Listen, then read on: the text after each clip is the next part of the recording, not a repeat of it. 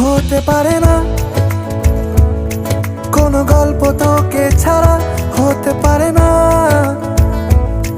কোনো ইচ্ছে তোকে ছাড়া, হতে পারে না কোনো গল্প তোকে ছাড়া, হতে পারে না কোনো শব্দ তোকে ছাড়া।